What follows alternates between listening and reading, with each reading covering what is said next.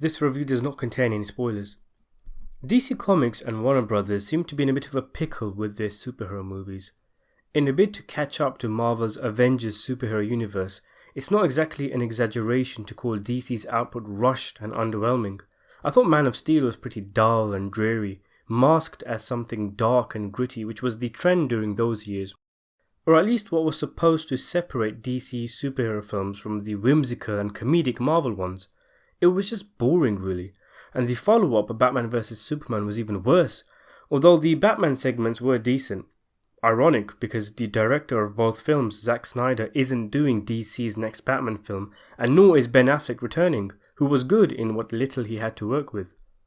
I never even bothered with Justice League, and haven't gotten around to seeing other films in the DC universe like Aquaman, Suicide Squad and Wonder Woman, but it looked like, aside from Wonder Woman, DC really didn't have a hit under their belt. They just couldn't make a film that was universally liked. Perhaps one of the primary reasons is this obsession with competing with Marvel and building a shared universe as quickly as possible. So it was interesting when it was announced that the next DC Comics project would be a standalone film, unconnected to any other film in the DC universe, or at least for now, meaning the filmmakers could do whatever they want, experiment, try out new things. If it flops, it can be tossed into the abyss. If it works, then hey ho. But not only that, but they stuck to their word in marketing, and the film really is R-rated. It's a real adult movie, geared towards an adult audience, not the faux deep, pseudo-mature films of Snyder. A film that is relatively actionless, and more of a character study of a disturbed and lonely man set in our real world than anything resembling really a superhero movie, or what we think of as superhero films. What was less inviting was that they chose to go with an origin tale of the Joker. Batman's arch-nemesis is someone who you'd think, more than any other member of the Caped Crusaders rogue gallery, didn't need a backstory. In fact, the enigma and elusiveness surrounding his past and origin in films like The Dark Knight makes him all the more compelling and entertaining. And in projects where his backstory is covered, like Batman 1989, there isn't much to it, bringing forward the question, does this film even need to exist? Happily though, I can report that somehow they've managed to pull it off.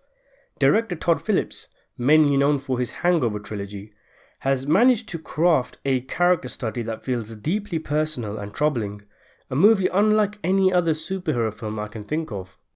The movie borrows heavily from films of the 70s like Network, and not just in terms of plot and theme, but even the look of the movie. They really captured the 70s New York look and feel, the nightlife, the hobos, the rubbish on every street corner, taxi drivers swearing at jaywalkers and sirens going off in the background, not to mention the 1:85:1 aspect ratio with the camera often quite far away from the action, allowing us to absorb and explore much of what's going on screen. If you just walked in while the film was playing, you could be forgiven for thinking Taxi Driver was being shown, with the way the film looks, not to mention the gun to the head gesture that is often repeated throughout the film, harking back to the climax of Martin Scorsese's film. And that's not the only Scorsese film getting a callback. The movie wears its King of Comedy influence proudly on its sleeve. In fact, I would go as far as to say the Joker is a reimagining of the King of Comedy. For sure it follows the same beats, and even has entire scenes lifted, such as when Arthur imagines he's on a comedy show and is praised by its host. Not to mention the overall feel of the movie and the main character. Comedic, awkward, cringy but ultimately disturbing, although there's much less out-and-out comedy in the Joker and more visceral disturbing content than in the King of Comedy. And what better way to show your love of your influences than casting the star of Taxi Driver and King of Comedy, Rupert Pupkin himself, Robert De Niro, in fine form here in a minor but important role. I'd much rather he play small roles in decent films than be the main star in a terrible one, something which he has been doing these past few years. De Niro plays the host of a comedy show, and who is something of an inspiration to Arthur, the man who eventually becomes the Joker. Arthur, you could say, is one of society's losers, a nobody who will be remembered by no one. Arthur's life seems pointless, hopeless, and unsatisfying on a micro level and a macro level. He lives in a run-down apartment with his elderly mother who he takes care of, is unable to land steady income, is harassed in his work as a clown, is a former mental patient whose medicine is now unavailable due to cuts in funding. He has an uncontrollable disorder where he randomly bellows with hacking laughter. And just in general is a down on his luck character who can't catch a break in any avenue he explores. Combine this pitiful man with a world that is getting more narcissistic and mean, revelations and plot threads that unravel to further push the growing instability in his psyche, and you end up with a study of a man that seems like it's going to end in a Travis Bickle-esque explosive climax. Throw in the fact that you can't be too sure of what we're seeing is in Arthur's head or the real world, and you end up with an exploration of a disturbed man which is both compelling and thought-provoking. Arthur responds to the world around him in increasingly bizarre and dangerous ways, and you're sitting there hoping, pleading, that someone will find out and put a stop to it. Someone will give him help, or otherwise get him away from society. But as you expect, the help never comes. They don't give a shit about people like you, and they don't give a shit about people like me, his psychiatrist declares, adding to Arthur's resentment of society. There's a fight the power, fight the man thing going on in the film, and although Arthur himself isn't part of any anti-establishment movement, he unwittingly becomes a symbol for one, and it's one of the many elements of the film that, when it's over, you look and think, yup, if you're gonna do a movie about how the Joker started his legend, that's the way to do it.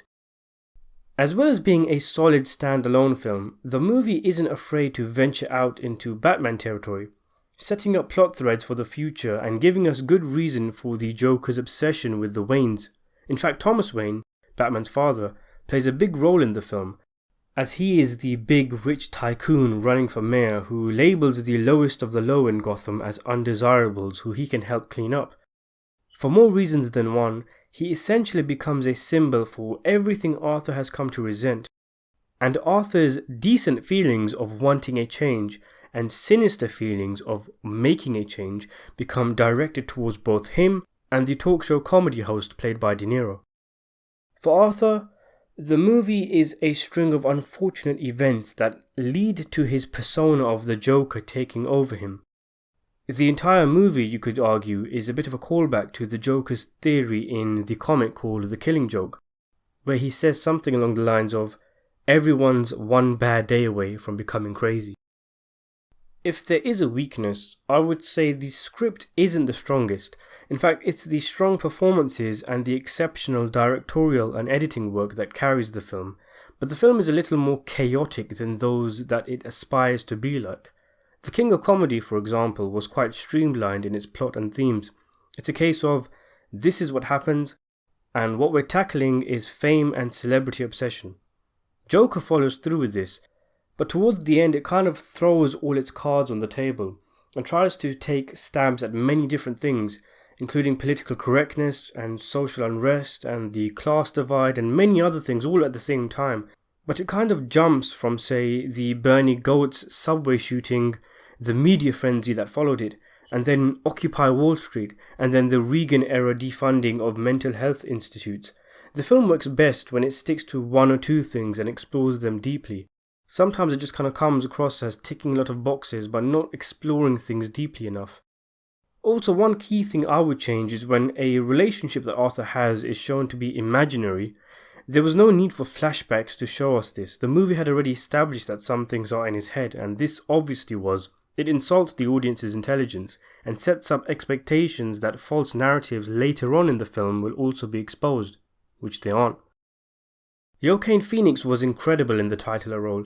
He was exceptionally creepy, raw, and bringing along many ticks and beats that made his Joker more fully realized and fluid. But he also brought along a level of decency and, dare I say it, some sympathy to the man. Or maybe sympathy to the man's situation as opposed to the man himself.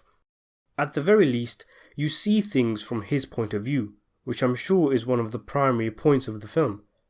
He is one of the best working actors today. He's been incredible in films like Gladiator and The Master, and he might just get his Oscar dues with this film. His laughter as well, when he makes his face all contorted and he chokes, it's like the laughter is being pulled from him. The movie works, As simply an entertaining film with good performances, cinematography and music, and as both an origin tale for the Joker and a potential prequel for a more grounded and gritty superhero universe. Among the current crop of weirdo loner movies like the excellent Nightcrawler, it stands at the higher end of the pack. I give it an 8 out of 10.